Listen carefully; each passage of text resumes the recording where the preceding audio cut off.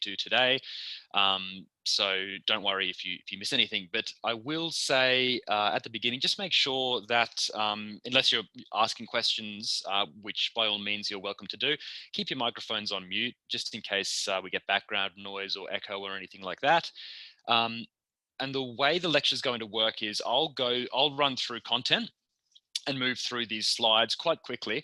But any questions that you have, feel free to put them in the chat, and the wonderful Will team, some of whom are here, Colleen Cook and Harlan Ambrose, will answer those questions as we move through. And there'll probably be a little bit of time at the end in which I can answer some questions as well.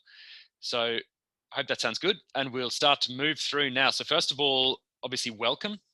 It's fantastic to see quite a few of you here getting in early for 2021, which is fantastic. I feel pretty safe in saying that 2021 is going to be a better year than 2020. So now is the time to start preparing for it. We're all looking forward to it. So you're in the right spot. I'll introduce the team shortly, but my name is Mark Piccini. I'm a lecturer in the School of Communications, but I'm also the academic internships coordinator. So I work with the rest of the Will team, who I will introduce shortly, on making sure that your experience is as fruitful and stress-free and beneficial as possible.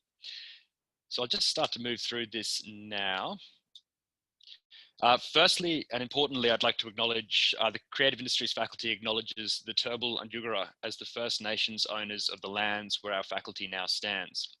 We recognise the important contribution First Nations people make to the creative and cultural life of Australia. Now, just some very quick housekeeping that's pertinent to you guys in the front loading for semester one.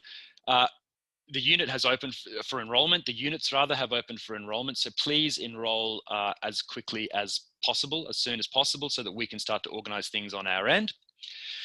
Now, there'll only be one discipline workshop, one sort of large discipline workshop, which will take place later on this week. This is where a lot of the information you'll get today will be reiterated and made specific to your disciplines. And importantly, it's where you'll meet your disciplinary academic supervisor, who is a touchstone for the rest of the experience. So please do try to attend. We're organising dates and times for those now. And we will announce the dates and times, as well as the appropriate links for you to access these events through Zoom on Wednesday, by no later than Wednesday. And the workshops will be occurring on either Thursday or Friday for your specific disciplines.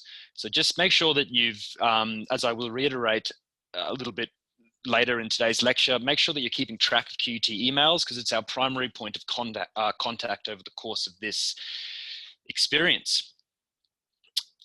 And I'll also play, just to get a sense of the kinds of voices and the kinds of content and the kinds of engagement that you'll get in this unit. I'm going to play one of the videos that sort of begins, it's not the first video, but it's certainly close to being one of the first videos of the module, which I'll introduce you to a little bit later. But the module is basically it charts your journey through this experience. And there's lots of incredible content that Colleen and my predecessor, Sarah, have put together as inspiration and to help you at each stage of reflection, because that's what's crucial in this unit, is your ability to reflect upon these experiences. So I'm going to play one of those videos just quickly here, which means I will stop sharing this screen, and through a remarkable stretch of technological wizardry, share another screen, unless I've lost it. I'm going to, oh, that doesn't look like the screen I require. Just a second. No. Have you got the video there, Colleen, on your screen? Is it being shared? Yep, okay. That's there. You can make it big. Perfect, I'll make it big. Yep, okay. That's there. CV and cover letter is well formatted and well designed. It also is rid of any spelling mistakes. A word of advice: get somebody else to read your cover letter and CV before you send it. As soon as an intern matched my tone that I put in the internship application, I'd basically hired her on the spot, and she was in within a week. Absolutely loved it. So I made a joke about holding a snake, and she referenced that, and the tone was just perfect. So that was it for me. First thing that I look for is what is this person going to bring to the job? And I need to be able to see that visually on the page. It's the cover letter that's crucial to me. I want to know who you are. Be generous, be genuine, and make sure you've done your homework about the organisation. A good CV and cover letter for me is something that is succinct and really highlights the students' interests and experience to date. It's about being yourself. Don't try to be something that you're not, because that will come through. Be who you are. It comes back to being authentic, and be honest about what you've achieved and what you're wanting to do and what you can contribute to the organisation. A great applicant is someone who is ambitious, passionate, and willing to fit into an organisation. They're also willing to learn, take on new challenges, and collaborate with others. So I look for font choices, formatting choices, succinct clarity of information. Because the gallery is so much about look and feel, and I think when I see that, I get a very good sense of the students' capacity to make design choices. Also, it would be great for you to bring your specialised skills from uni, especially across a suite of Adobe programs or online platforms such as Shopify or Squarespace. A great applicant for someone joining the film industry is someone who is adaptive, flexible, ambitious, energetic, and someone who can really rise to the challenge of the demands of making television. Tell us why you are the absolute best person for this role. Doesn't mean that you're always going to have all of the skills that are required for the role, but it could be because you have a particular passion or love for this work, or it could be your wider experiences that feed into that. I want to know you can do the job, but I also want to know how you're going to contribute to the organisation and to the team. Understanding the culture of the organisation is really important. And let me know what you want to learn as well, how this job will help you grow. Okay, so just pause that and reshare my other screen. So that's some of the incredible content that I've just mentioned that you'll get as you move through the module. And it's important, I think, to keep that video in your mind as you move through this, because you're at or very close to being at the point where you're starting to think about internship opportunities and professional identity, because that's what this unit offers, is a kind of a transformational experience where you're moving away from academics like me and others that you may be familiar with, obviously through your time in undergraduate, and you're moving into the, the professional space where you'll spend a considerable amount of your lives. And that's what we're focused on reflecting upon as we move through this, this experience. So just a quick overview of what we're going to do today and what I'll be focusing on in particular. So we'll do an overview of the unit. Now, because you're front-loading students, your unit is going to be kind of stretched out over a longer period of time. You will have opportunities to familiarize yourself with some of the later stage assessment, which we call, which comes in phases 1, 2, 3, and 4. I won't focus too much on those later phases. To avoid the risk of overwhelming you with information. But what I will be doing is focusing on phase 1, getting started in the resources. But we'll do an overview of the unit. As I said, the requirements and prerequisites for your being here, skills audit and internship overview. So talk about graduate capabilities, transferable skills, and thriving in the workplace. Student support group is going to, Beth here from student support group is going to speak about making the most of your application. Thank you so much for that. We'll run through some of the academic frameworks and sort of pedagogical framings for this unit. And then, as I said, I'll run through the assessment phases, including an overview in particular of phase 1. And Harlan and Colleen are chat on messages rather, and they will be able to answer any questions. So speaking of Harlan and Colleen, this is the fantastic Will internship team who are here to make sure that we get you in place at a internship and that we move you through the process as smoothly as possible. And I can say unequivocally that they are an exceptional team and that you were in really good hands. So the internship team are as follows. There's me, who is the internships coordinator, on the academic side of things. Colleen is the Will engagement officer. Harlan is the student support officer, and Mark Irons is also the student support officer. So Colleen is going to be doing a lot of the work behind the scenes as well, liaising with the lots of different kind of industry partners that we have as we move through the internships. You saw some of them in the video before. That's just a handful of some of the incredible partnerships that Colleen and the Will team have fostered, some of which you will, those same people you may be interning with, or you may find new partners who Colleen will engage with and over the course of this, the next 4 weeks. Harlan and Mark Irons are going to be able to help out with questions to do with InPlace, which is one of the particular programs that we use on our end to make sure that we can facilitate these internships. I am on the peripheries of InPlace. It simply boggles my mind. So thankfully we have Harlan and Mark here the other Mark here to guide me and you through. And Harlan's going to talk a little bit later today about what he does on his end and how you can make his life a little bit easier. Now, that email address down there is of paramount importance to you. I'm going to talk quite often about the importance of maintaining email contact and using your QUT provided student email through this lecture, because it's really important, particularly because this is a kind of more of a hands-off learning experience than that which you may be used to. Obviously, this is, again, a transformational experience. We're getting you ready for moving out of a kind of academic direct experience of education into a more self-directed learning process typical of your work life. So you are going to have to check emails and maintain regular email contact and make sure that you have dates down in calendars and that you're keeping track of your deadlines, because they will differ for each student in each different internship. But ci.willsupport@qut.edu.au is the email address we would like you to use when corresponding with the Will team who I've just introduced. So please take that down. And I should mention as well, academic supervisors, you will be introduced to your academic supervisors a little bit later in this week. I'm one of the academic supervisors. My discipline is, what's my discipline, Colleen? Media and communications, I believe. But that's it.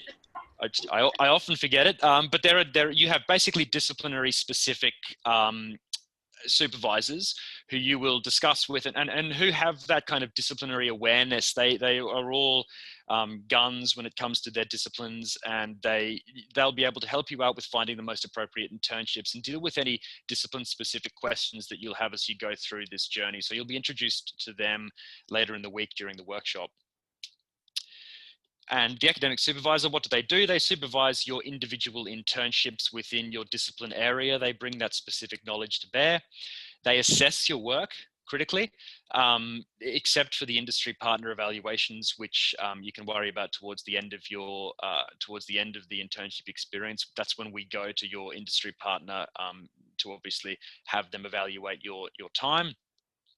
But because the academic supervisors are assessing your work, and because in the first 3 and 4 weeks of or towards the beginning of the internship experience, some of the assessment is quite time sensitive. You want to get it done and graded and approved as quickly as possible so that you can apply for internships. So what you want to do is obviously take down the contact details of your academic supervisor and let them know when you've submitted a piece of assessment that you would like to get turned around as quickly as possible, so that they know and they can try their very best to do that, particularly at a time of year such as this, when, believe it or not, academics are very busy because they're trying to catch up on research, and some of them may be sort of between leave and significant times like that. So it's important to make sure that you are in contact.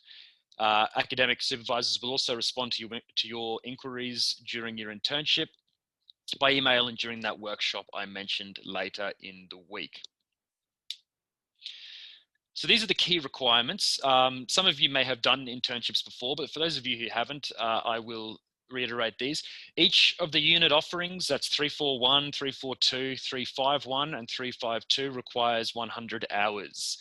100 hours of the internship. So you can complete two units in the one semester, which will obviously require 200 hours. Now, in terms of the general requirements for all students, 168 credit points at the time of enrollment with no exceptions. And there's additional special federal requirement for BCI students. You may only undertake an internship in the area of one of your creative industries majors, but that's something that you will have an opportunity to discuss with your discipline academic supervisor as we move forward. And if you know that you don't comply with those requirements, please email ci.willsupport@qut.edu.au. So it should be that email that I showed earlier. So completing 2 internships, that's fine. You must complete the hours and modules assessment for the first internship, except the final assessment, which is phase 4, which I'll talk about a little bit later, before you complete a new proposed role.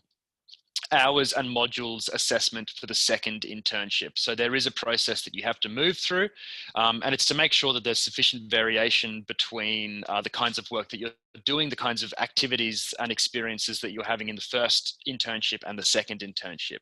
And it's very important. And it's very important when you're doing this more, slightly more complex or at least longer term internship option, that you stay in contact with your academic supervisor and us regarding that process throughout.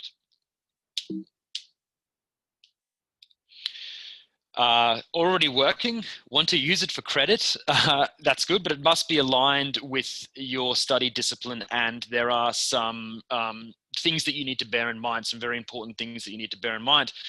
You must propose and negotiate substantially new duties with your employer for the duration of your second internship. You have to email the academic supervisor, as I've mentioned before, to identify that you're doing this.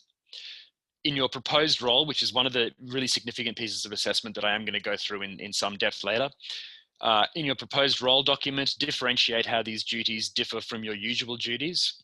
And organize for your employer to email your academic supervisor to confirm the details, to let us know that you are indeed going to be doing these substantially new duties, that you're going to be applying your skills in a different capacity, so that the experience is one that is beneficial. And the reason that I'm stressing this now is because hours worked before your academic supervisor receives the employer's email will not be counted towards your CI internship hours. So make sure you are in contact so that you can, avoid the heartbreak of having worked those hours for nothing. Importantly, if you receive any payment for your work, you will not be covered by QUT's insurance. So please make this clear to your employer, because one of the things that I'll talk about a little bit later, that it's important that you make clear when you're first applying and seeking internship opportunities, is that you will be covered by QUT insurance. But I will come back to that. And Colleen and Harlan and Mark Irons, please jump in if there's anything that you think I should clarify as I move through. All good. Now, I promise this is basically the last time I'll mention emails, but how to contact us during your internship, and please do contact us because, again, this is a transformational experience, but it's one that's different to that which you're probably used to. Don't sit on things. Don't let kind of these issues or these queries that you may have fester. Get on top of them as soon as possible, because that's actually one of the hallmarks of good professional behavior, which you can model in the workplace as well. So contact us if and when you have questions. Much work will be done by email, again, because you're doing this out of traditional semester hours. So you'll be contacting us through email. Please only use your QUT email. So obviously I understand if you have Gmails and other accounts, just for the purposes of this exercise, and really as best practice at university, and then should you move on to have other professional email accounts, you try to use them whenever you're doing this kind of activity, chiefly because we are not legally allowed to contact you via any other email. So please ensure that you forward your emails and are accessing them regularly. So if you do have a Gmail account that you check twice a day, as opposed to your QUT email account, which you check once a month, for the time being, sync your QUT email up with that Gmail account so that you don't miss any important announcements, which will come through your student email, or the opportunity to liaise with us and your academic supervisor. So please do take note of that. So as a result of some excellent work that Sarah has done, Sarah and Colleen and the Will team did before I stepped on board the ship, and as a result of the weird situation that COVID posed, we have a whole bunch of different options for you for work integrated learning. So it's not, we have work integrated learning in the workplace and from home as a kind of two sides of that coin, and then an online research internship opportunity. So Will in the workplace, as we're calling it, internship model in the workplace. So it's where you will be turning up to a bricks and mortar workplace to do your 100 hours. You'll be getting that kind of quite literally hands-on experience that you know is typical of internships. Should, of course, on the proviso, of course, that the internship opportunity or the industry partner that you find has the capacity to have you on board for that 100 hours. So this was an issue, probably I would say, Colleen, more of an issue at the height of COVID, where lots and lots of workplaces, in fact, almost all workplaces had shut down and had to radically rearrange the way they worked, as we have. Hence why I'm looking at you through a screen. So we had to cater for that. We had to cater for students not being able to turn up to workplaces as they typically would for internships. And that's where we opened up the work integrated learning from home, which is the same as work integrated learning in the workplace. You commit to 100 hours of work, you do it remotely, online. Now, there are some slightly different sort of paperwork and processing requirements for those of you who pursue the work integrated learning from home option, which will become clear to you as you start to move through the process. But it's, for all intents and purposes, the same or similar kinds of, the same or a similar kind of work to Will in the workplace. But there are, and I know I've gone through this I'll go through it in my workshop, but I'm sure that the other academic supervisors will go through it in their workshop as well, that there are some things to take into consideration. And the other option is a really interesting option, which is an online research internship, which again, we'll unpack a little bit later today. And I'm really interested in this option as well. It's students working on a task or a priority from for an organization from home. So what you're doing is acting almost as an outside agent, or you're bringing your skills, maybe they're in data collection and analysis, or your general kind of research skills. You're bringing those to bear for the benefit of the industry partner. So the industry partner may have an issue with the accessibility of clients, or trying to, they may have some not problem, but something that you could research and report back to them about that would help them improve their business. So you may end up in either individually or in groups pursuing this kind of research, this almost acting as a, what's the word? I've lost it, but I'll think about it. I'll get it later. And these online research internship opportunities, you can track these down and organize them with, find them yourself through industry partners, or you can access them through InPlace. And that's the same for the other work integrated learning options as well. So this InPlace, which Harlan is going to introduce a little bit later, we have quite a few opportunities that will be available to you through InPlace. They're disciplinary specific, and they kind of look a little bit like job advertisements, and they will sort of point you, that they will say the kinds of work they want internships to do, and then you can apply for those internships through InPlace, and it's a competitive process. So the industry partners will look at the different CVs and work it out that way. But I'll touch on that, as I'm sure Harlan will, as he goes through his part of the presentation. Just making sure we're going okay for time. So a little bit about learning in this unit. Like I've been sort of hinting at, it's quite different from what you may have, although some of the content is similar to what gets taught in creative industries in the School of Communication. The process itself is quite different from some of the units you've probably experienced. It's a lot of what you do is self-directed. Obviously, a lot of what you do is taken out of our hands as academics and staff at the at QUT, and is part of you working with industry partners. So again, it's transformational. You are outside of the university, working in the real world, to use QUT's favorite slogan, and developing your experiences there. So that's an important part of this experience. And the unit is designed to be a combination of independent work in the profession and scholarly reflection on your professional work. So that's what we really push in terms of, on our end, in terms of the assessment that we deal with, that academic supervisors deal with, is not so much anything close to the kinds of some of the assessment you might have had before, but it's assessing not your ability to get things right or to get things wrong, but assessing your ability to reflect on experiences. Now, experiences can come in all shapes and sizes. They can be largely positive, or they can be negative or challenging experiences, but being able to reflect on them makes them all incredibly valuable.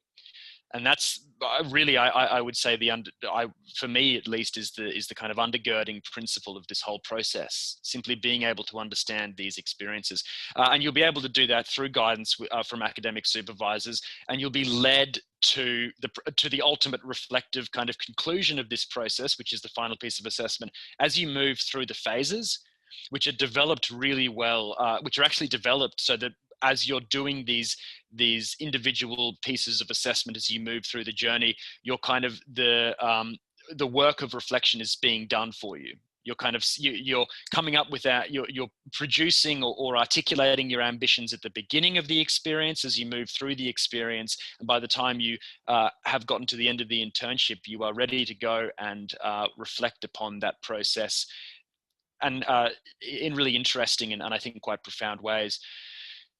So what you'll need to do is work independently in the profession. Professional expectations can differ, obviously, from expectations that you may have had in classrooms, tutorials, workshops, other experiences at university. And again, that's the point of this process. Well, you're already doing that. You're attending an induction lecture prior to your internship. Congratulations, you can tick that one. You'll do this later in the week, attend a tutorial after the lecture with your academic supervisor, and do complete required readings and particularly any tasks that your academic supervisor may set you that are disciplinary specific. So again, making sure that you're in contact there. Stay in contact with as I've just said, stay in contact with your academic supervisor for those discipline specific points. And don't change internships once you've accepted an offer, because it's obviously unprofessional behavior. And professional behavior is one of the things that you will learn as you move through this process, but it's also one of the things to try to prepare in advance as much as possible. And many of you will I'm sure, be all over that already. So what makes this program different? A lot. The unit is about learning through your practice in the work. So you are in the workplace, you are in the real world, as opposed to within the confines of the university for the real world, be they online or on campus, which is obviously different from learning through practice at university. Obviously, the university teaching is also about experience, and it's also about opening you up to challenging ideas and challenging expectations, but it's always going to be different from the experience that you're going to get when you sort of hit the ground running in a workplace. And it's important to acknowledge that, because again, that's a crucial kind of point of reflection for you. And you're going to be developing this identity, which is obviously your academic journey is part of a broader professional identity, but your professional identity is something that you're beginning at this transformational kind of pivotal moment, and it will come into being over the course of your working lives. So it's different. It's a transformational experience.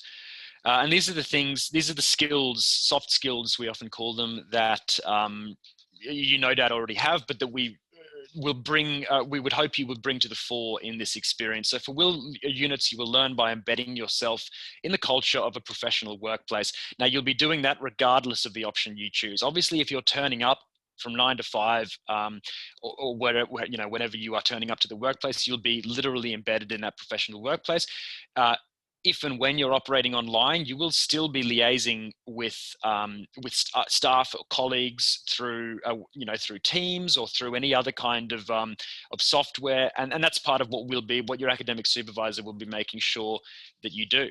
We'll be making sure that you are still getting that experience online, and obviously, if you're doing the research thing, you'll be doing some very deep and valuable research into professions and practice that which is an experience you may not have elsewhere at university. So this type of learning promotes in you as an emerging professional individual agency, which is really important, again, because it's more of a hands-off approach, and it is a capstone unit for your journeys. Promotes initiative, and it promotes problem-solving skills. So it teaches you, these internships are designed to teach you about your company's organizational structures and other elements of the workplace culture. Now, it's important to remember that not all of these things will be, I don't like to use words good and bad, but not all of these things will be ideal. So a company's organizational structure, you may find particularly challenging. Aspects of workplace culture you may find particularly challenging, but remember that is good, because that is grist for the mill of reflection, to use a very antiquated turn of phrase there. My apologies. So when you're thinking of when you first get in that first week, first day of your internship, take notes, because that's part of the reflective practice. Think about, you know, who do I go to ask about information? Because you should go to people and ask and clarify things as quickly as possible, because that is you know, one of the hallmarks of professional behavior. Sourcing new information, who do you go to ask? How are decisions made? Are decisions made by one person at the very top of a chain of command who passes those down sequentially, you know, before it gets to you? Are they made in direct consultation with you? And probably you will get a chance as we move through this experience and as you move through the modules to read a little bit more about the different kinds of organizational structures that you're likely to encounter. But these are things that you'll be asked to reflect upon, because ultimately you'll be asked to reflect upon whether that's effective professional practice. For you, is it do you think that you thrive in a workplace where the boundaries are clear, where management is direct and unambiguous? Or do you prefer to be, you know, to walk into a building and have someone say, you know, do whatever you want, self-direct? Those are two very different experiences and two very different ways of approaching work life. So bear some of these thoughts in mind as you move through. So really importantly, internships are a collaborative partnership. They're a, you know, as with almost all things, they're a relationship of respect and mutual obligation.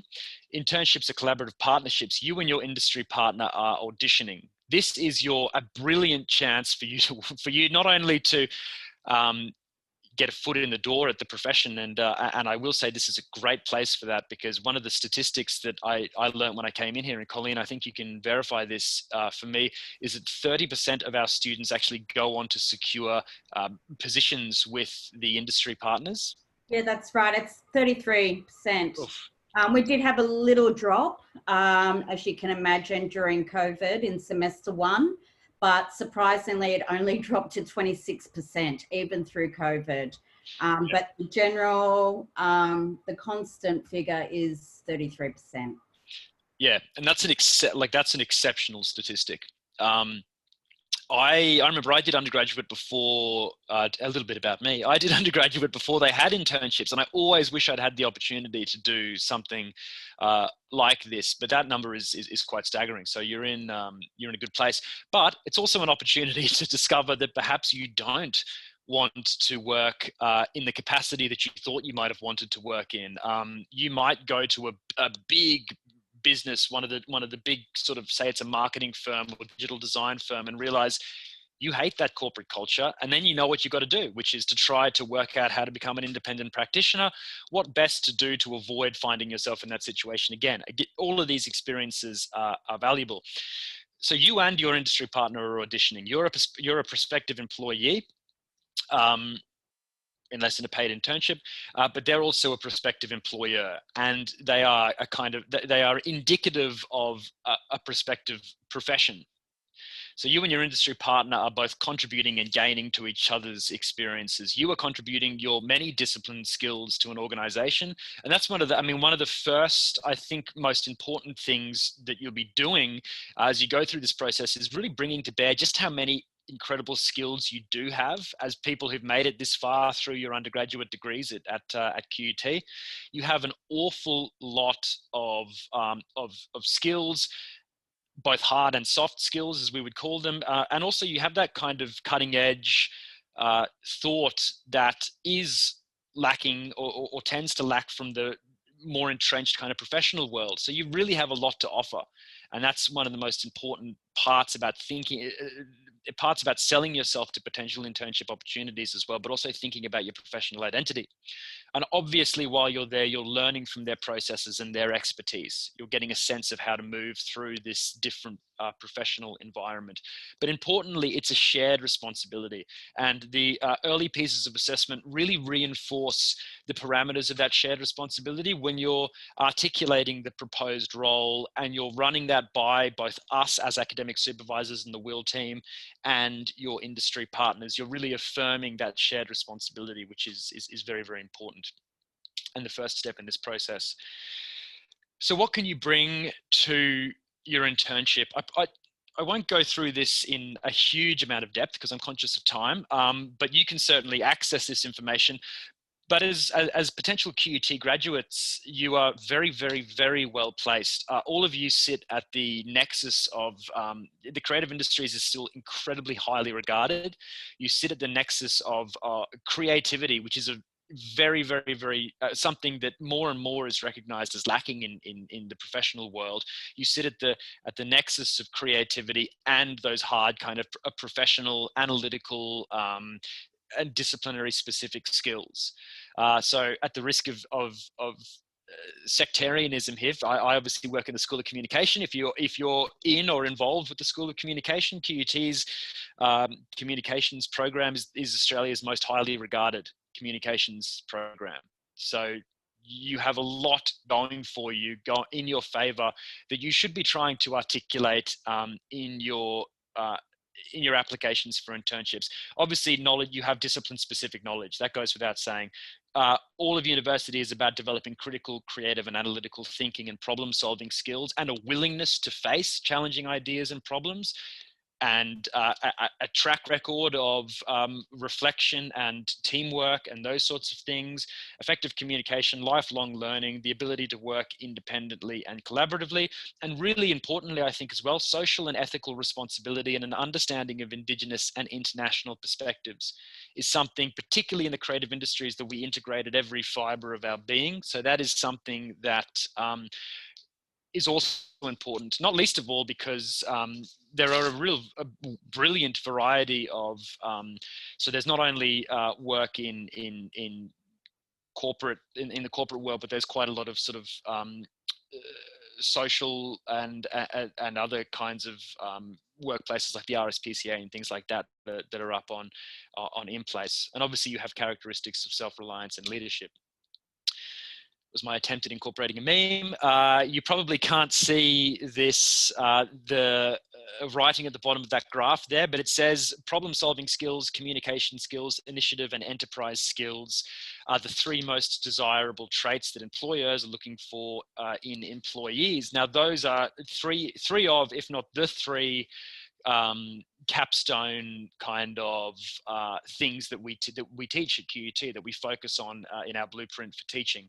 So you embody those skills and attributes, and that's one of the really important things to get across and to bear in mind as you move through this experience.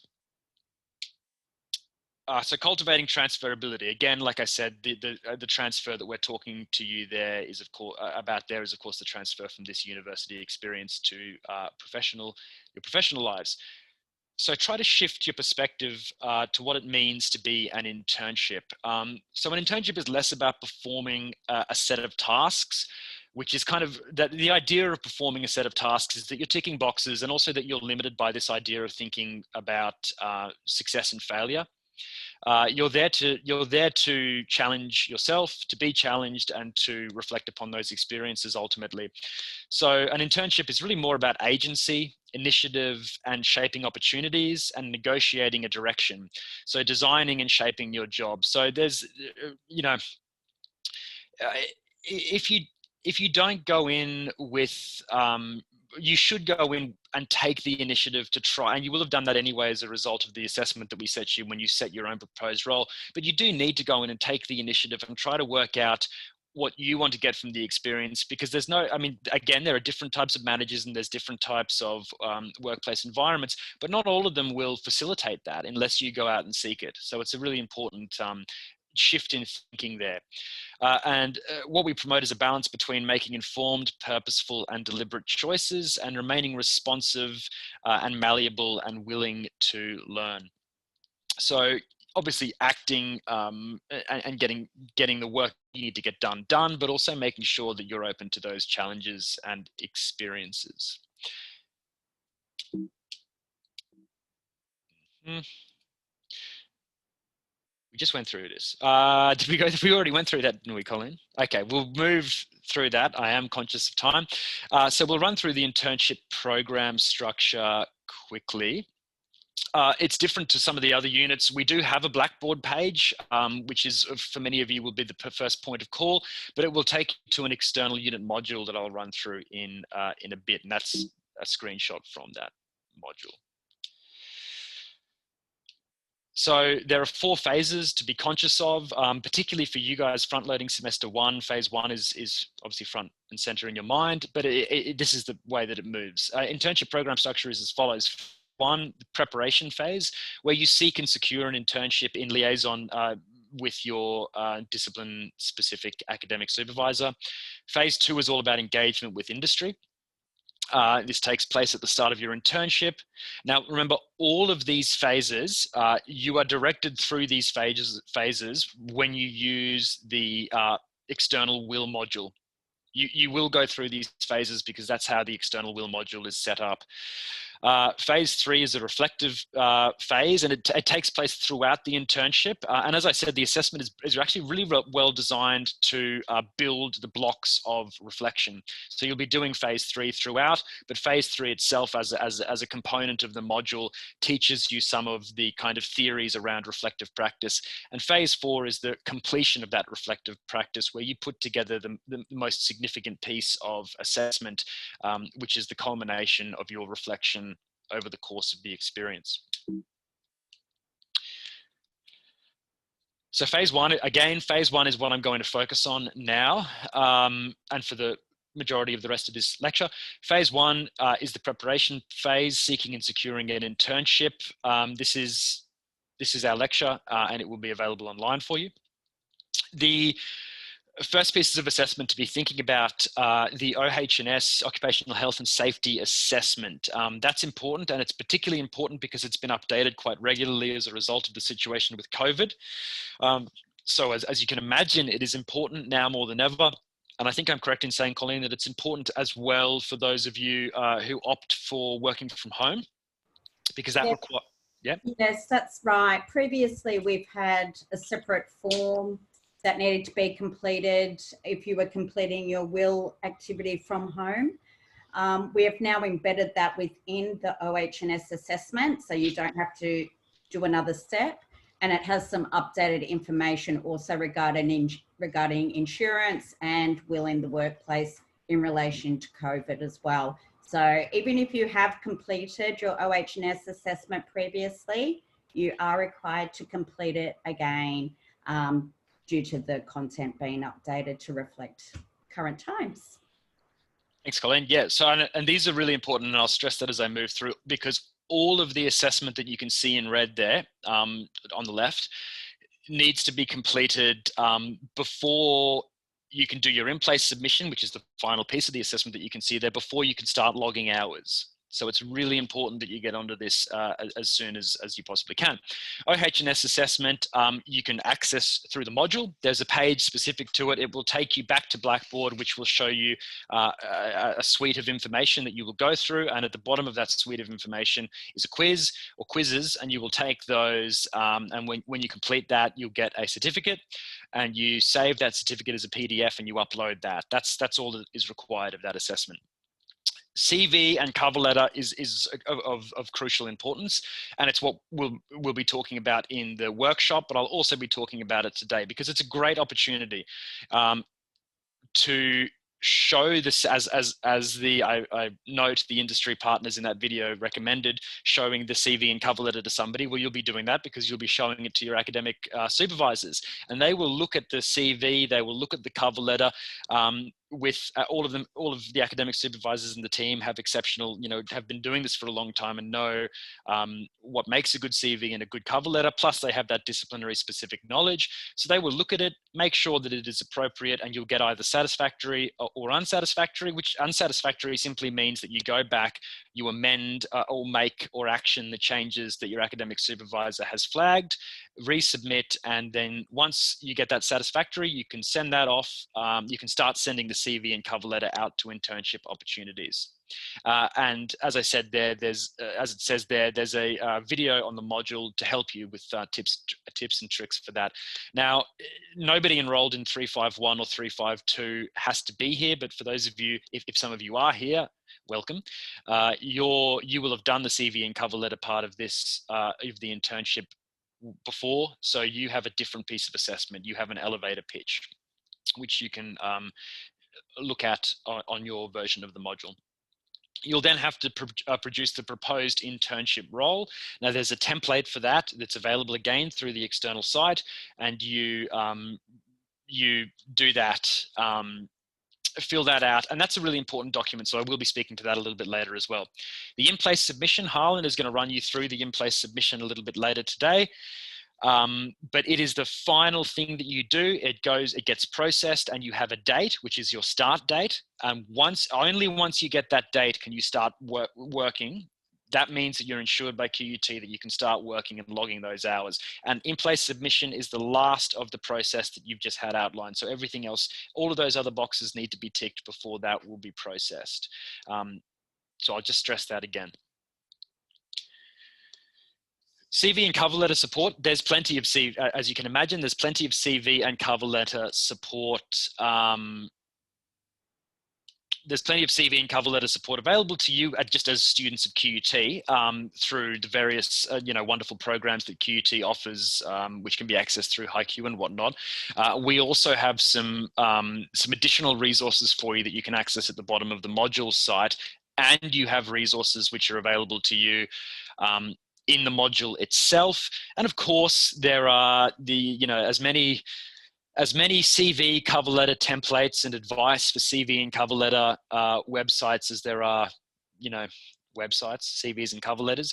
So you can have a look at those. And again, you'll get direct advice from your academic supervisors as the process continues. But just very, very quickly, what to include in a CV. Obviously your contact details, and please do use provide the QUT email address on the CV. Relevant work experience, and relevant work experience, and I've taken this slide from one of the excellent academic supervisors, Charlotte Teagan, who makes a note of those kinds of transferable skills that come into play regardless of the kind of work you do. So as I've been trying to stress here, there is no such thing as good and bad work experience. There's everything brings with it different challenges, which you can then use to kind of narrate or narrativize your experience. So whether you worked, manual labor, or you worked in, as I did for a long time, worked at the unloading trucks at the back of Coles, all of those skills can be made relevant because all of them involve transferable skills, whether it's teamwork, communication, dedication, whatever. You can package those, and you should be including those in your CV. So relevant work experience, of course, relevant education, don't need to go back as far as primary school, obviously. use the CV as a chance to showcase your disciplinary skills. So that, I mean, that obviously comes to the fore with into design. If you're going for a copywriting job and there's a typo in the first 2 or 3 sentences of your cover letter, then you're going to be in trouble. Which that's an example of situational irony. So make sure that, you know, if you're peddling your credentials as a copywriter, you are using appropriate grammar and punctuation. If indeed you are spruiking your disciplinary specific skills in visual design, ideally the cover letter should be designed well, and the CV should be designed well. So that obviously, to the extent that you can, and you're all creative professionals, bring that to bear when you're putting this together. Communicate yourself visually, use dot points, and avoid long sentences or paragraphs.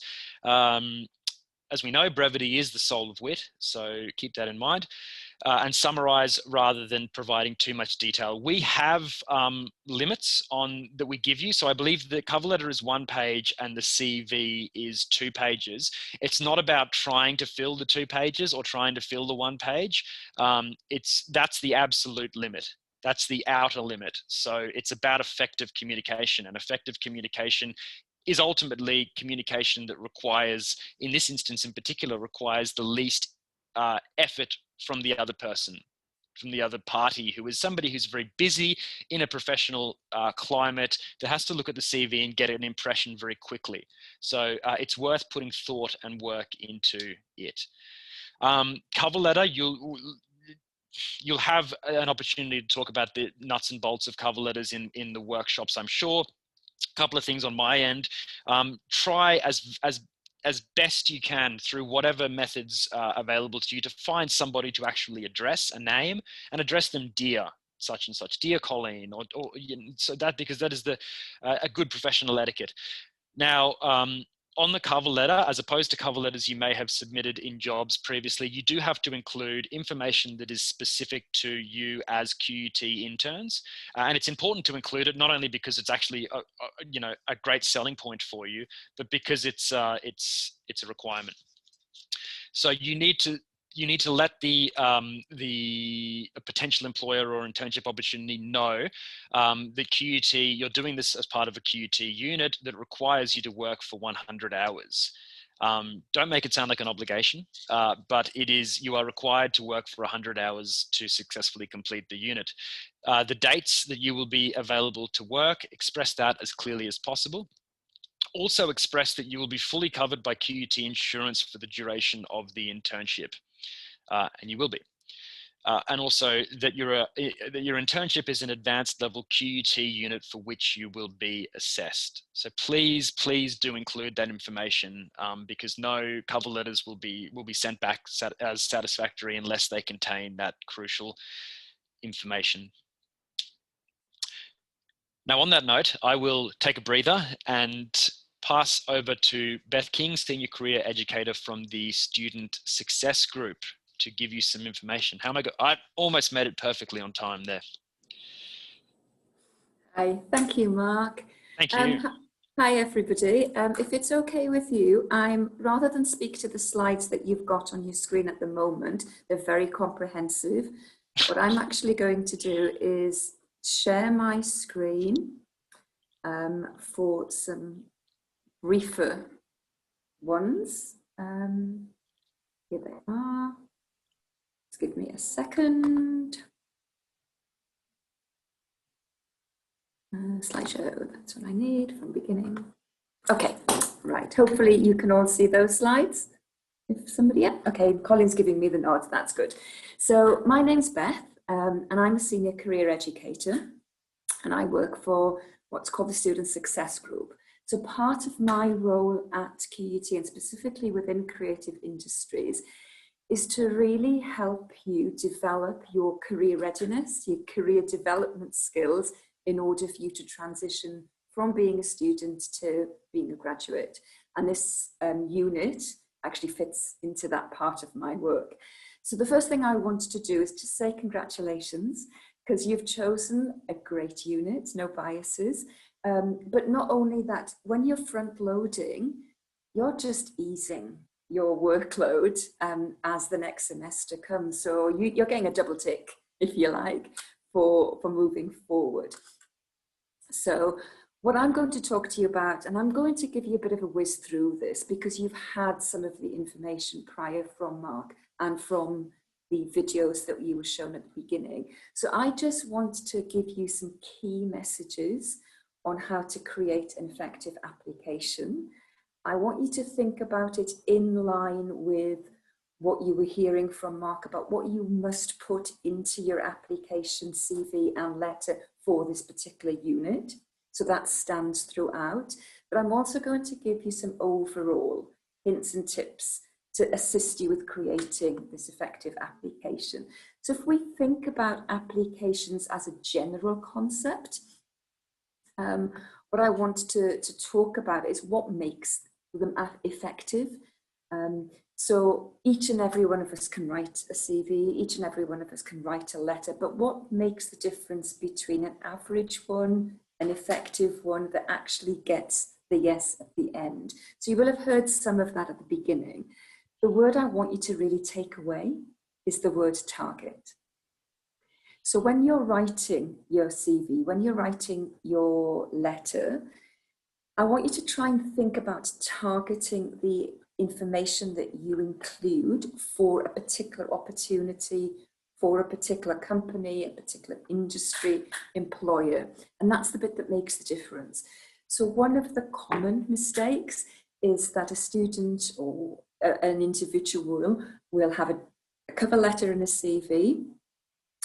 They'll kind of go, okay, I've got one, send it away. And it's the same for every opportunity. And there's nothing that makes you stand out from the crowd. So that's your first challenge.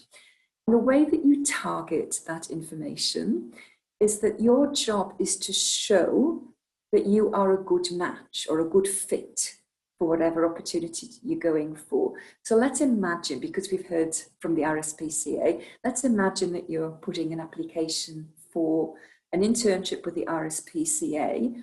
What might it be about that particular organisation, about that particular role that fits who you are? So the obvious thing that you would be talking about there is that your interest in animals, your interest in the welfare of the animals, your caring nature, and that's the fit that we're talking about.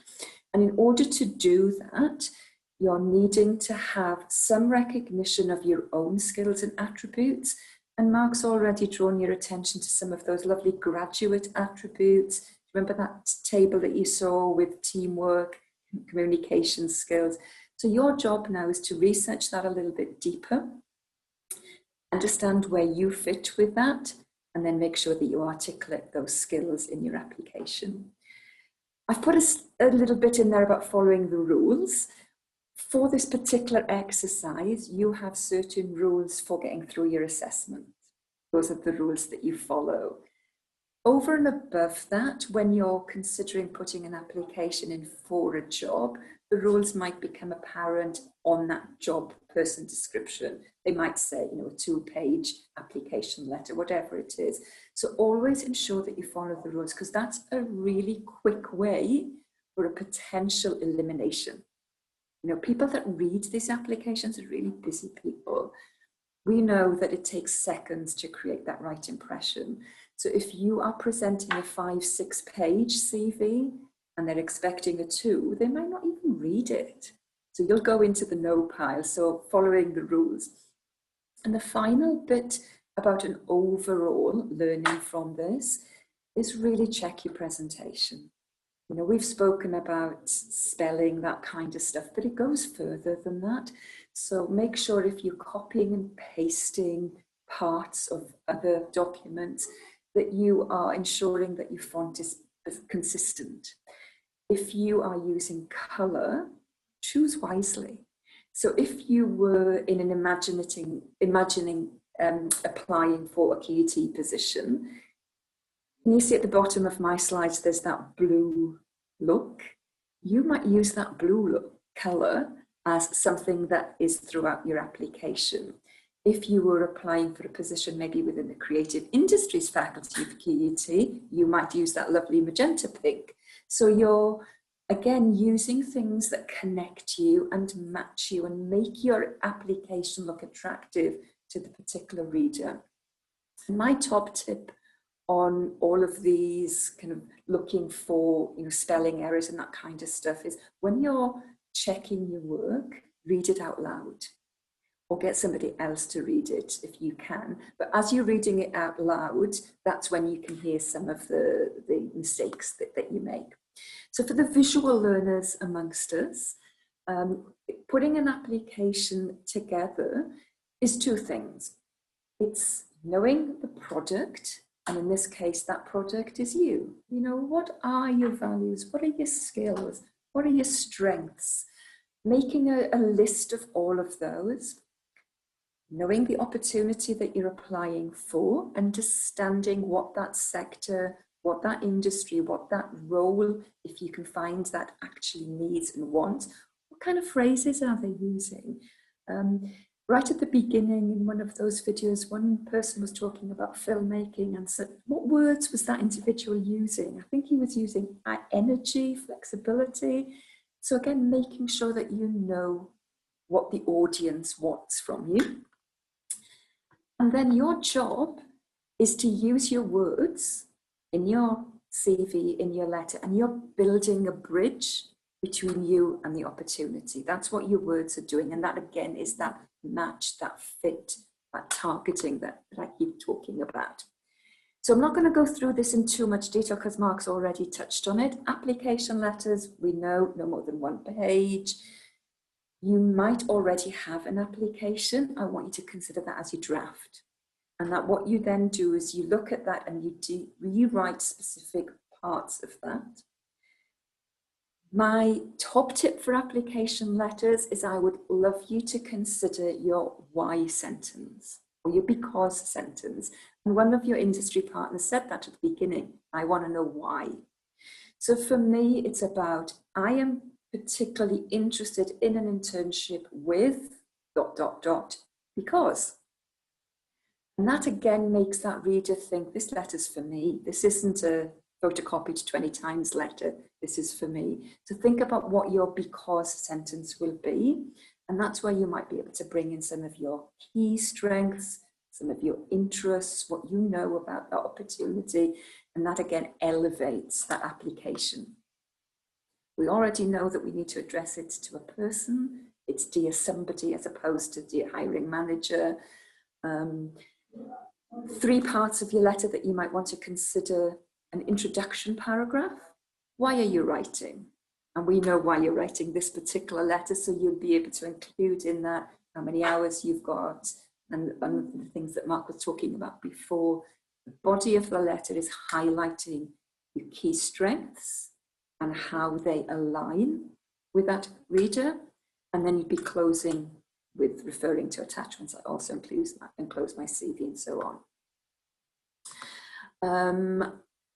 I'm going to whiz through this one. We know that we want you to target your resume. So for the purposes of the exercise that you're doing now, you will be putting one resume in for one area of work. But just keep at the back of your head when you're doing this, can I say for real? You will be really modifying the content a little bit. So when you're putting your resume together, yes, there are templates out there. Yes, there are 103 examples. I'd like you to own your resume, your CV. So don't be too tempted to hook into somebody's template too quickly. I'd like you to think about taking inspiration from templates rather than using them. So we all get inspired and we all like to go, oh, I like that little bit, let's use it. But try and avoid I'll just insert my details into these templates. Chances are, if it's a good template, somebody else will think so, and they will also use it. So a really quick example of that, I was doing a little bit of work with BCI students recently, and part of that was looking over resumes. And I hope they don't mind me sharing it. I'm not betraying any confidences. I saw 4 resumes that looked almost identical because they were a great template resume. So just be aware of all of that kind of stuff. Start with the important information. So in this case, it might be discipline specific, it might be skill specific. You control that, but think about page 1 as being the really critical information that you want that employer to read. Consistent presentation, I've already told you a little bit about that. I also invite you to think about listing your skills as opposed to just listing some of the tasks or duties that you've done in a role. So if you're sharing any experiences, try and avoid I did, a list of what you did. Try and consider that as I did, and maybe give me a little brief about that, and the skills I developed from this experience was. And that's the lovely list that you can include, those graduate skills, those high level skills in line with what that employer is considering. What else have I got for you if I'm whizzing through this? I've got some further support there, which I believe is on the blackboard, but I just want to draw your attention very quickly. There are some modules here if you've got time that you could look into, and they will give you some vocabulary behind what are my skills? You know, how do I articulate interest in a resume? So those modules will give you some of that. The other thing I want to draw your attention to is this website here. So the HiQ website is your portal, and there is a jobs and careers part in that HiQ website, which I've got a little screenshot to show you. Again, if you have time to do this, go in there because there's lists in there of words that you can use, skills that you can use. There's examples in there of how to template a letter.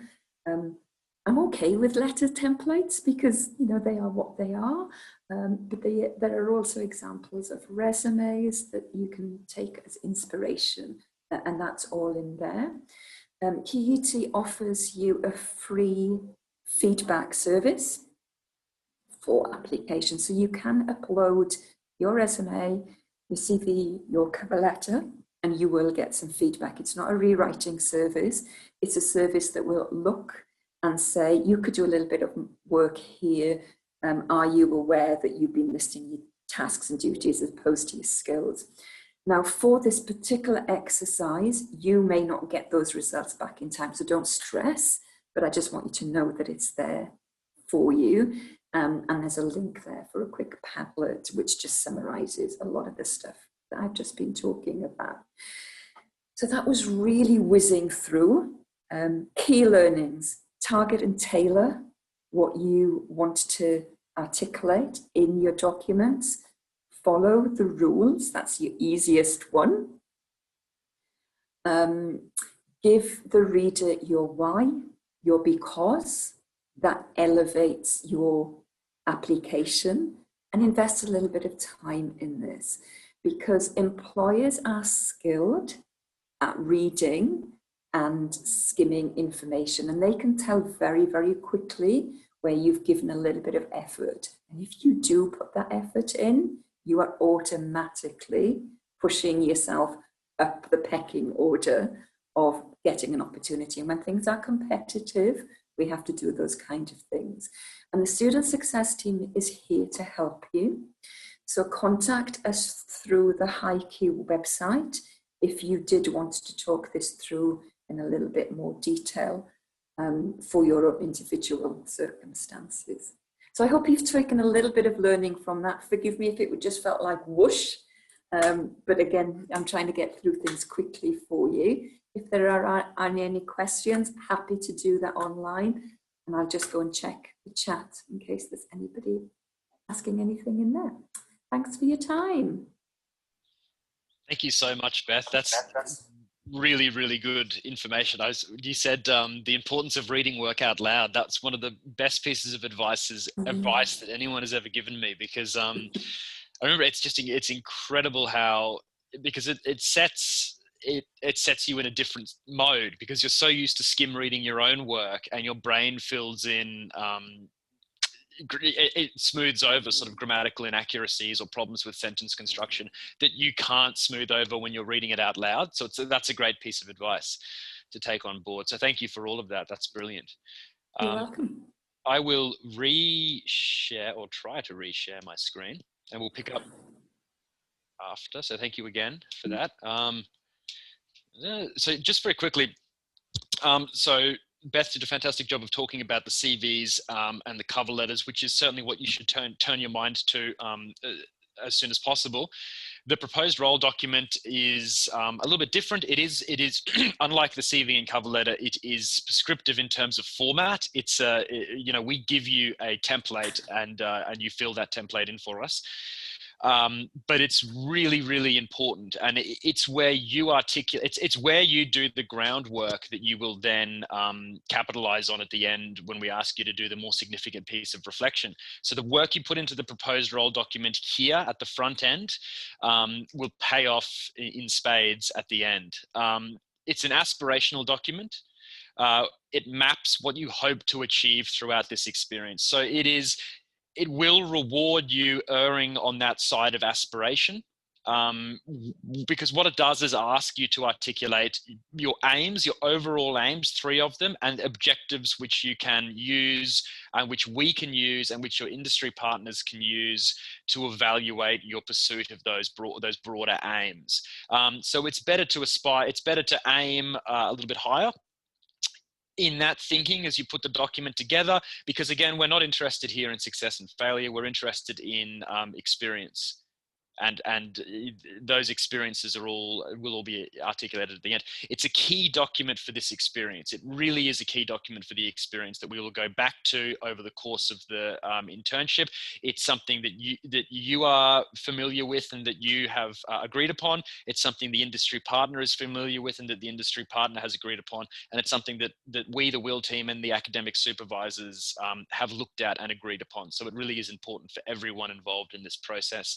It's a blueprint for you and your industry partner to work from throughout the internship. So if at the midway point, which is another substantial point in this process, you look to it and think, gee, I've been trying my best and fulfilling the commitments that I've, you know, that I feel to the best of my abilities, but it seems like I haven't had ample opportunity to achieve some of these objectives, let alone my broader aims. Well, that's certainly something to bring up. That's something to try to change in consultation with your industry partner. Going back to that original role document, which they should acknowledge at the beginning of the process. So it also provides ultimately this critical lens through which to review your internship, map your progress, and ultimately reflect upon the experience. So it is important. And as with all of the assessment in phase 1 and phases thereafter, it is available on the external module site. So the proposed role documents need to include some logistical information for Colleen and Harlan, as well as that more general aims and objectives information. So industry partner information, we do need an overview and background and research on the organization. Now that's research you should be doing, as Beth points out, well before you put pen to paper for either the CV or the cover letter. So there should be no difficulties in obtaining that information and presenting it. Internship role description. So what exactly is it that you're going to be doing? And remember, this is more something that you will be able to develop in consultation with your specific disciplinary academic supervisor. But as long as the role is in keeping with or allows you to enact your disciplinary skills, it can be in many varied types of workplace or organizations. So obviously, to use the RSPCA, RSPCA is a brilliant organization, but it deals primarily with animals, you know, but yet it has lots and lots and lots of creative outlets and roles for creative people which you could fill. So it's about articulating, okay, so why is this person going to a company that does, you know, that deals in primarily in financial advice? How are you employing your kind of creative skills? Well, easily, because they reach out to people through advertising, they reach out to people through the production of clever content, marketing, all of these things. So there's lots and lots of opportunities, and the onus is on you, of course, to articulate why the role is suitable. The internship role rationale, how is it, again, that's tied in with the description, the rationale, how is it relevant to your study area, your course, your disciplinary knowledge? Now, the aims and objectives, I will go into a little bit more detail into, because they're very important, obviously, and I think that they'll be covered in workshops as well. So the aims are quite broad, not too broad, but they're bigger picture things, and they're part of really your professional identity. What is it that you want to achieve, or what is it that you want to at least begin to work on? So it's a broad summary of what you hope to achieve in the internship, and it relates to strengthening and applying discipline. I have some examples after this that I'll run through. It relates to strengthening and applying discipline-specific knowledge, so it can be quite broad. The objectives are also very important, and there should be 3 objectives for each aim. So 3 aims overall, and then 9 objectives, 3 for each aim. And it's basically how you will achieve this aim in as concrete a fashion as possible, and in a way that is accessible, and that allows you to hold, obviously, yourself and your industry partner to account. So it can be time bound, it can be quantitative, it can be producing 5 pieces of copy for publication within the rollout of a particular product or promotion. It can be presenting 3 pitches at monthly whatever meetings that your agency that you may be interning at has. Something that is, as it says there, practical, relatively specific and time bound, but also, realistic and achievable. But one of the things that, as somebody who's obviously going through marking proposed role documents at the moment, quite often we'll go back and say, I think you could probably aim, try for a little bit more in this. So the objectives are where you kind of really think about what it is that you can do, what concrete steps you can take to achieve those broader aims, which may be things like, really developing professionalism. What can you do to develop professionalism? You can do all sorts of different things, not just timeliness, but, being open to change, dealing with feedback, which is a very difficult thing for people to do, but it's something, but it's of critical importance. So it's certainly something that you can produce an objective around. So very quickly, I'll give you these are just very general examples so that we can try to catch all of your many very disciplinary outlooks. One aim might be something like improve my research skills and increase knowledge base. Now that's a brilliant aim, I think, for any in any walk of life. And what objectives, what concrete steps could you take to prove that you're doing that? You could obviously gather and evaluate in-depth information from diverse field-appropriate books, journals, databases, and internet sources. So that would be you acting as a researcher, you doing research, which you would then implement in your professional practice, or which you would compile and hand on to somebody, the relevant person there. That's a way of showing research skills. You yourself could locate, interview, and generate useful and accurate information. So rather than researching, you could be the source of the data, whether that's through, you may have, a lot of you may have skills in kind of data scraping and stuff like that, using particular softwares for data scraping. That sort of thing. Create a go-to file with useful websites and contact details categorized into different fields. So that's this idea of something, creating a broader resource for the company so that you're basically sharing, not only are you accumulating your own research skills, but you're kind of providing this information in a manageable fashion for those that you work with. So all fantastic objectives, and those are just 3 examples of a number. Another aim, of course, improve and increase the frequency of my writing. That's a good one because it allows you to be quite qualitative. Writing 1 article a week on content I have sourced for on-air production. Seeking weekly feedback on my articles, which again speaks to a number of not only a willingness to produce content, but a willingness to learn from others and be reciprocative in that sense. And write at least 2 articles for unfamiliar contexts. So we've got web or print there, but it could be for, you may never have written content for LinkedIn before, or you may have never written, you may have never used certain, done outreach through certain social media platforms before, and they will all be very different. The voice, the corporate identity is going to be very different on all of those different platforms, as many of you will know. So I worry that I've just gone off on a tangent, but sometimes I can't help myself.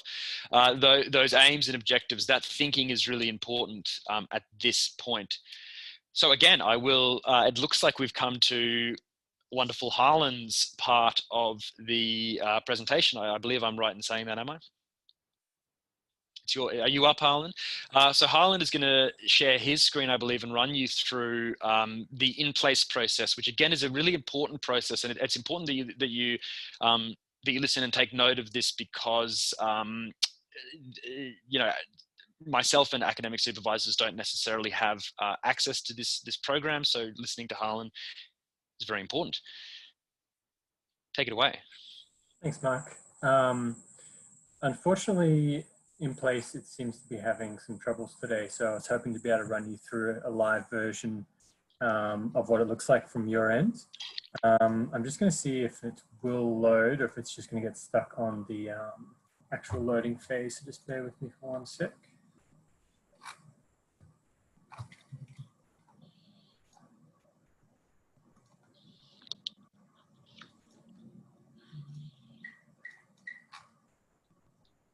Okay, no, it's not going to load, but that's okay because we'll talk through it briefly and it's fairly intuitive once you're actually in it.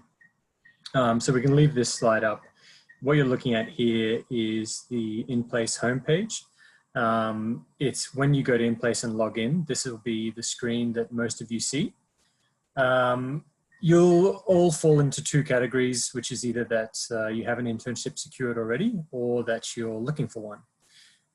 If you're looking for an internship, we will have a number of opportunities to apply for on in-place across various disciplines. We can't guarantee that there'll be an opportunity for every discipline, but we do our best to upload as many as possible. From about Wednesday this week, if you log on to in-place, you'll be able to see opportunities there, and make sure that if you're still looking, you can continue to check over the next few weeks, because as industry partners contact us, we will be uploading the internships to in-place. So if you're looking for one, jump onto the homepage and you can click the little briefcase that's just on the right-hand side there. That will bring open the full list of internships available to your discipline. You don't need to cross-check to see if they're relevant, because you'll only be able to see opportunities that relate to you. Make sure you attach your CV and cover letter only after it's been approved. We won't forward out any applications that haven't been approved. And then it's up to you and the industry partner to basically take the next steps. They'll be in touch if they want to interview you, and then you'll use that interview, if you're successful, to form your proposed role document, those aims and objectives. Once you have an internship secured, so looping back to the other group and everyone who has applied and is successful, you need to log your internship on in-place, just so that we have a record of where you are, when you'll be there, and if the industry partner is unique and new to QUT, we'll need to organise a placement agreement for them to sign and return. So if you already have an internship secured, amazing, well done. Or once you have an internship secured, come to the homepage here, and you'll see on the left-hand side of the screen, there is the self-placement form. For anyone doing KKB 341 and KKB 342, just make sure you click the correct unit link. But basically, you'll click the link and there'll be a number of mandatory fields for you to complete. Once you complete all those fields and click submit, it will come through to us for processing.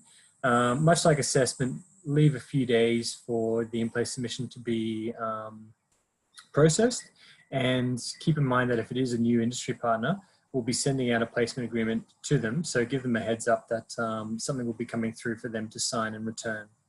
Once your phase 1 is fully done, so your CV, your proposed role, your HNS, etc. Once all that's approved and we have the placement agreement on file from the industry partner, we'll process the self-placement and send you an email. You can't count any hours until you receive this email, unfortunately, and you won't be covered by QUT's insurance until you receive this email.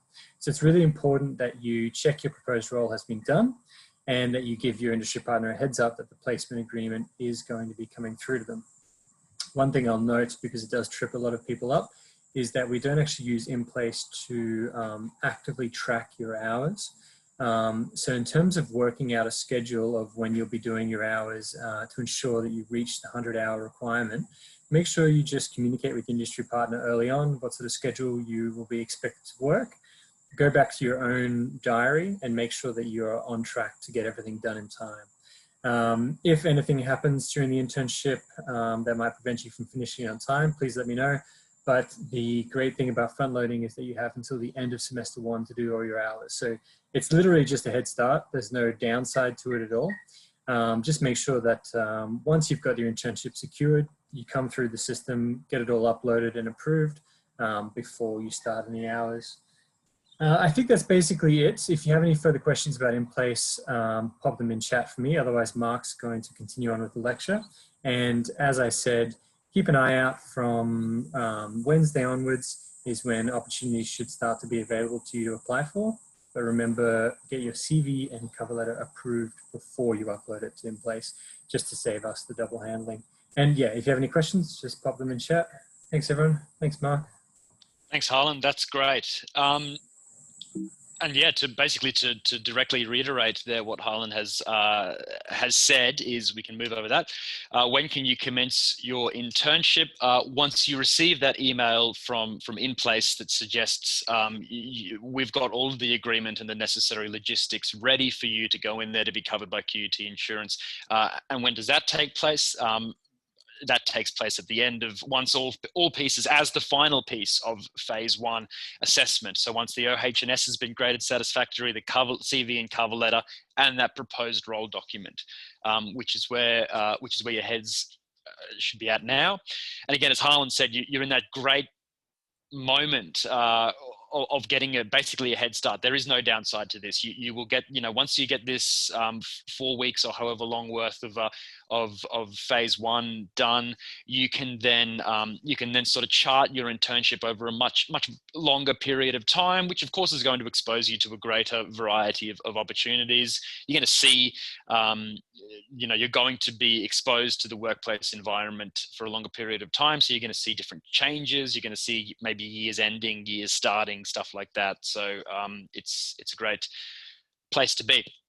I'll start to move through this a little bit more quickly now because I'm conscious of time and because we've really hit some of that great content.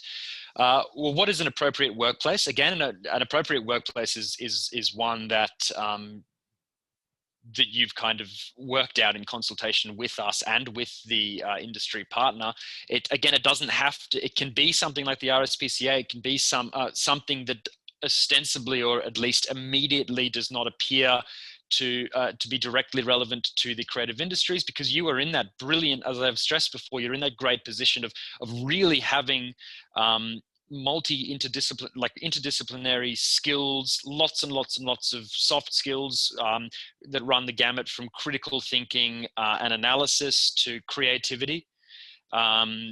So you can and should apply what you've learned at university to any workplace, which is great as well, because now is an opportunity to, as Beth said when we were talking about the RSPCA, to also pursue the kind of work that, to put it, at the risk of sounding a bit like a guru, that is fulfilling, or that is, may fall in line with your understandings of what makes a good world, a good society, those sorts of things. All of that comes into play when we're talking about what is an appropriate workplace. Obviously, an appropriate workplace is one where you are respected, where you are nurtured, and all of those sorts of things. So it's a tough question to ask and to answer, but it's really important to consider. So we recognize a range of workplaces, obviously, including big, small, or existing in virtual environments. So we really are open to all of the many varied facets of work in this day and age. What we do require, because reflection will fall flat without it, is obviously an immersion in the culture of the workplace, be it overwhelmingly positive or not. Immersion in the culture of the workplace, understanding of that culture and just how that culture differs from other cultures, and what that experience can bring to you as an individual and you as a professional. So you will need to identify which internship option you will be undertaking in your proposed role. Fortunately, the module site, which I've been mentioning, which I probably won't go through because it is very, very, it's clearly designed. It will take you to a literal crossroads. in terms of the link design that will direct you in one of these directions, whether you're working from home in the workplace or whether you're pursuing online research internship, and your options will then be guided. You will reach that point further down the track after phase one. And that takes place after this other pivotal moment of being processed through in place. But I'll I won't run through this great deal, but just a little bit more information about the research internship, which is online research internship, which is a really interesting thing. Designed in the heat of COVID-19 by Sarah, Colleen and others, to support, to provide an option for students who can't work in the workplace or even remotely as a result of the changes of operation that it brought about. So the online research internship allows an alternative approach to internships. The experience involves students working online with an industry supervisor on a project or task priority for their organization. So again, it is a process of consultation between you and industry, or your discipline, or your profession, the professional world, and you're basically set a task, a research task of some sort, which you pursue, and then to their benefit, to their benefit and your own benefit. So in semester one, students were asked to research, develop and present a proposal for the scenario: how can a creative business become more resilient in times of social or economic stress?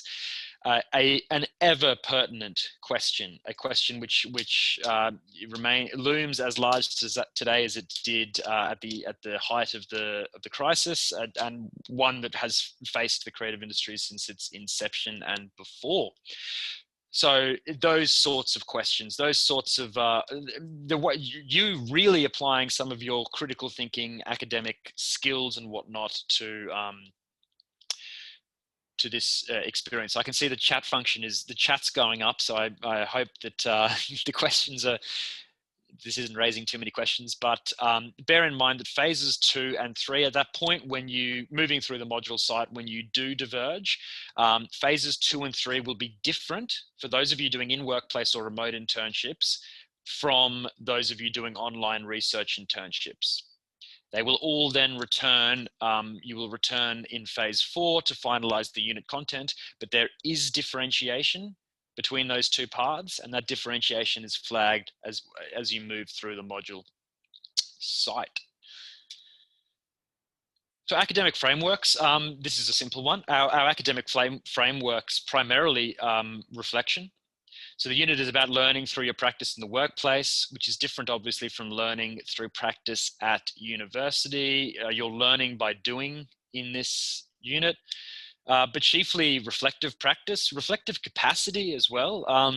One of the things that I saw in Beth's slides, it's really important in terms of reflection, is that balancing confidence and modesty, which is a really good way of describing what reflective practice allows.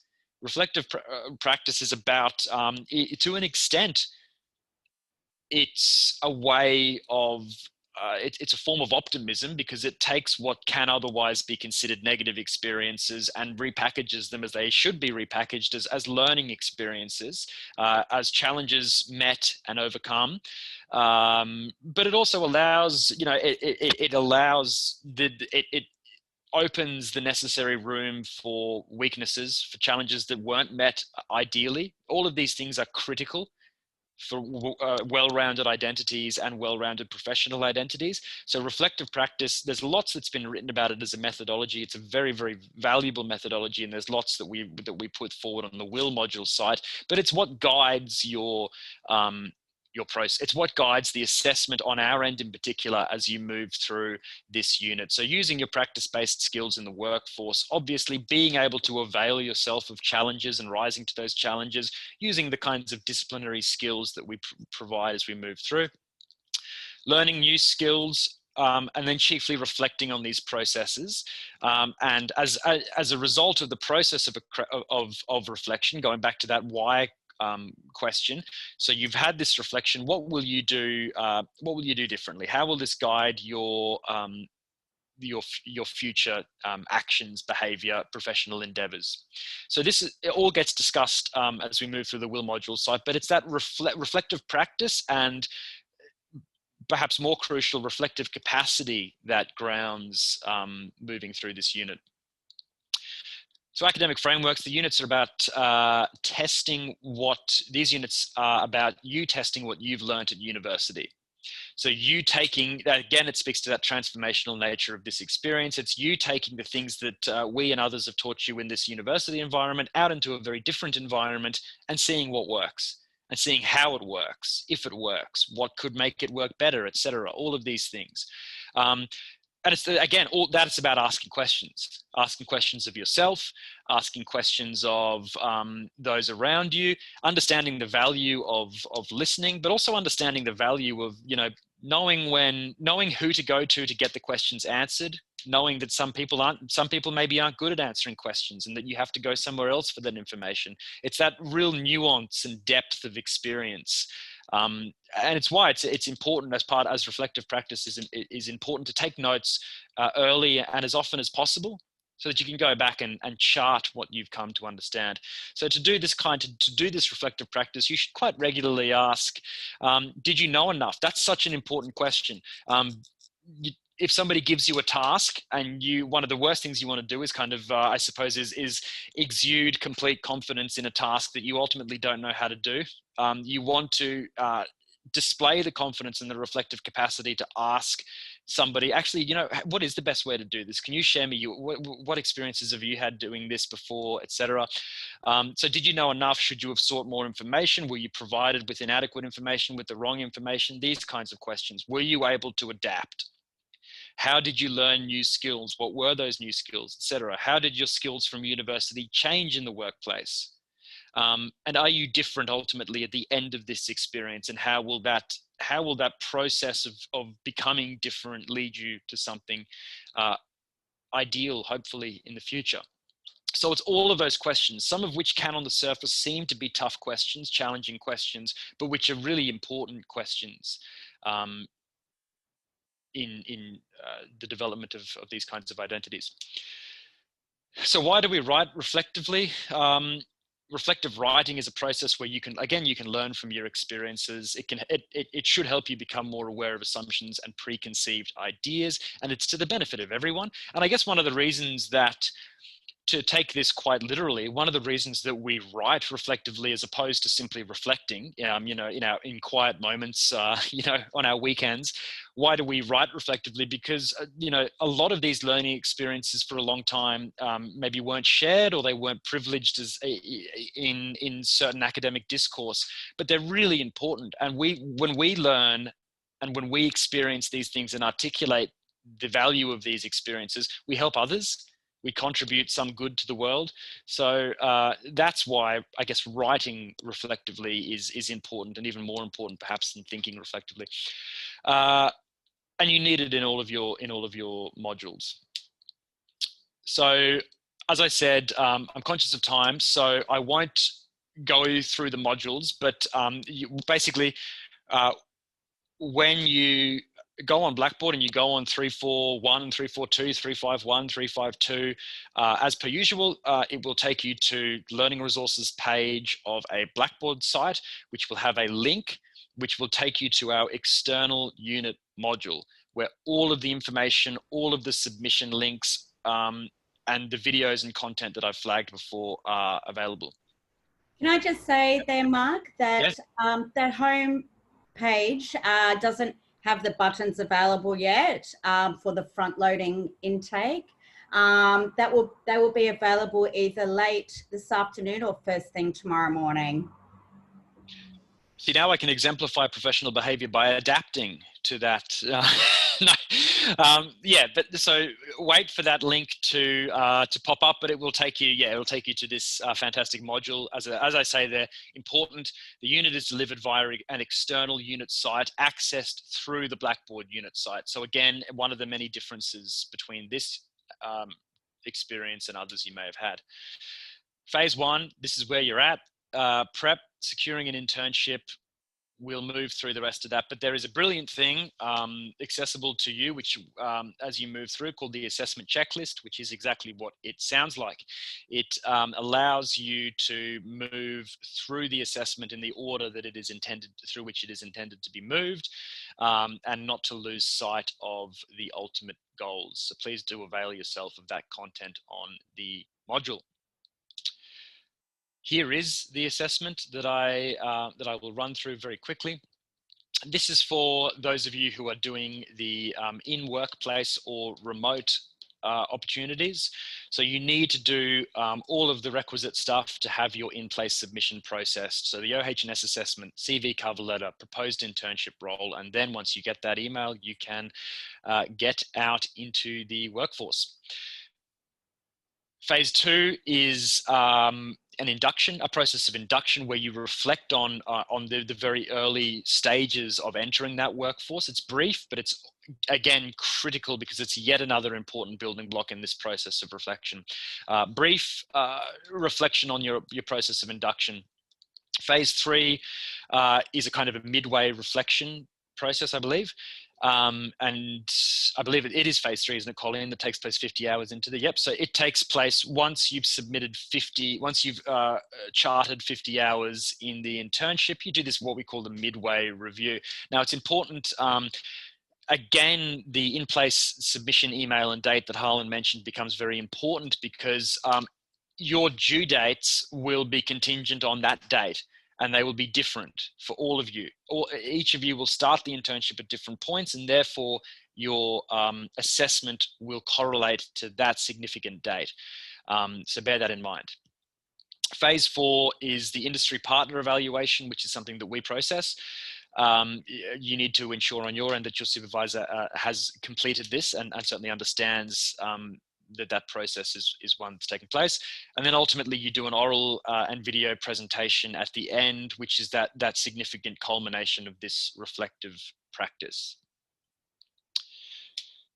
So as you can see there, phases 1 and phase 4 are the same for the online research process, but phases 2 and 3 are different.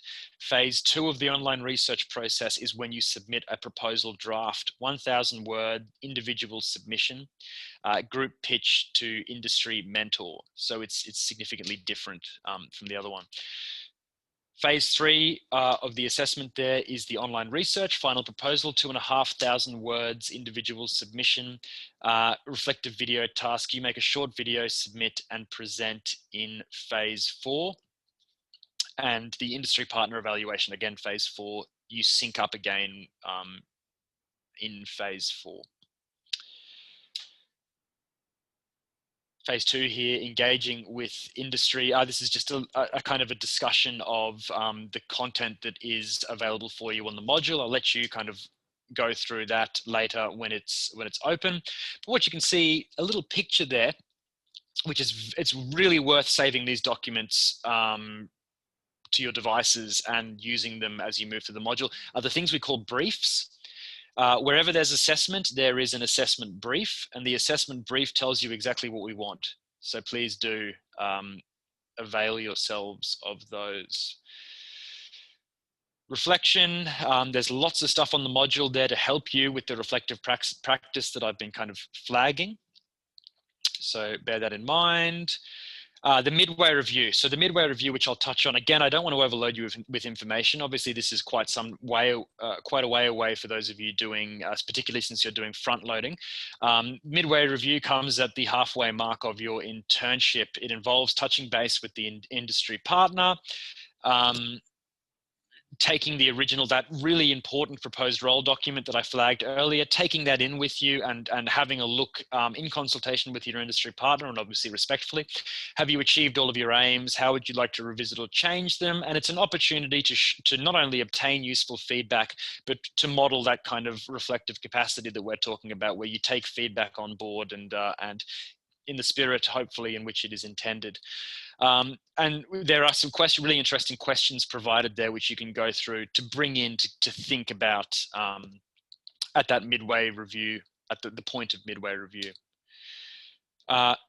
And then assessment, the final phase assessment is reflection at completion. So where we want you to share your experiences with peers and hear what other students have to report about their internships. Share your experience of these often diverse organizations. It's where, you know, of these different management styles, different workplace cultures, different expectations, so that you get that even more rounded sense of what awaits you outside of the academy.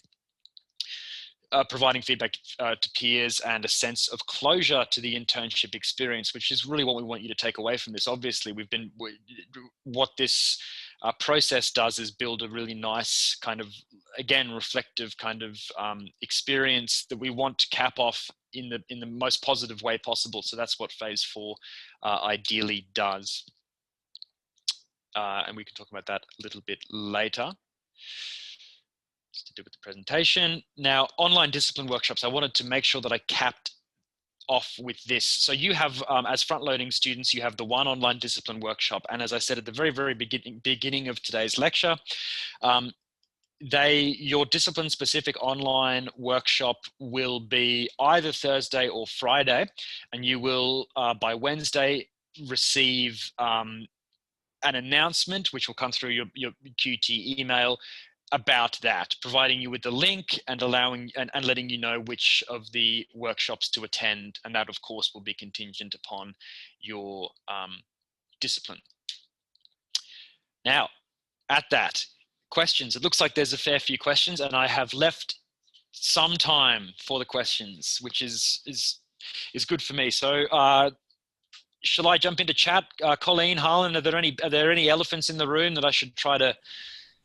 No, everything's more or less been answered. A couple of big hits.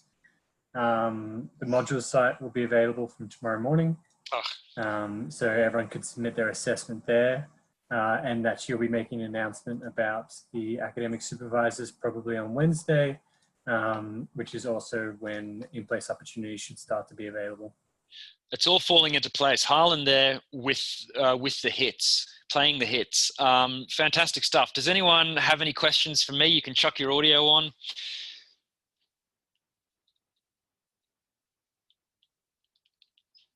I've been locked inside all day. It's probably could be storming out there. I imagine there's some kind of catastrophe unfolding.